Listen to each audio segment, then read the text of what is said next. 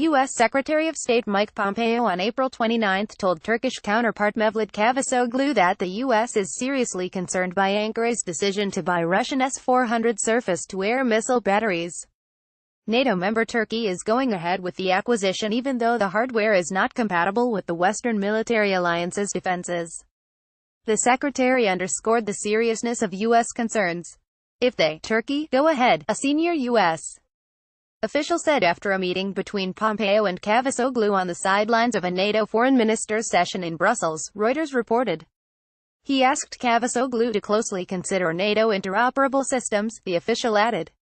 Turkey's order for the S-400 batteries, unimaginable 2.5 years ago when relations between Ankara and Moscow virtually froze after Turkish jets shot down a Russian fighter bomber near the Turkish-Syrian border, followed a resetting of relations between Ankara and Moscow and a hard-nosed insistence from Turkish President Recep Tayyip Erdogan that Turkey will maintain relations with both the eastern and the western spheres as it sees fit.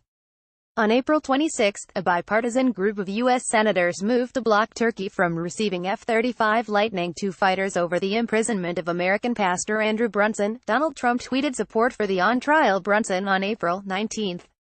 Republican Senators James Lanford and Tom Tillis and Democrat Senator Jeanne Shaheen introduced a bill to prevent the transfer of the Lockheed Martin-made F-35 to Turkey and to block Ankara's earmarked role to provide a maintenance depot for the aircraft.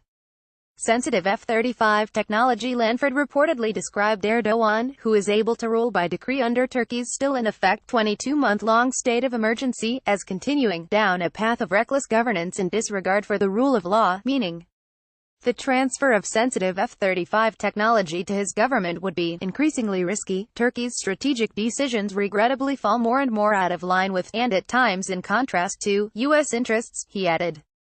Pompeo made mention of the Brunson case while in Brussels. On April 23, it was reported that the future maintenance of the UK's F-35 fighter jets might be put at risk by Washington's displeasure with Ankara over its planned purchase of the Russian S-400 anti-aircraft systems.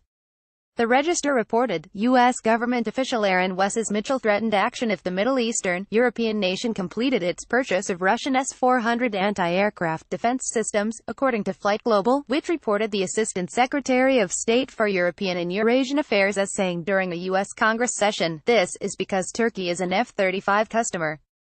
Testing F-35s against a Russian-made air defense system inevitably raises fears that vital information on neutralizing the F-35 threat would then be handed to the Russians on a plate. Turkey last December signed an agreement with Russia for S-400 missiles, reportedly worth $2.5 billion. Its foreign minister Cavusoglu told Turkish broadcasters after the meeting with Pompeo that the S-400 deal was completed but that Turkey would be open to purchasing other defense systems from its allies. We have completed the S-400 process. That is a done deal, he said. But we need more air defense. We can discuss what we can do for further purchases. He added, the "I will impose sanctions if you buy" approach will not affect Turkey. Turkey will not accept this. If we are going to discuss what we can do together in the future, we are in.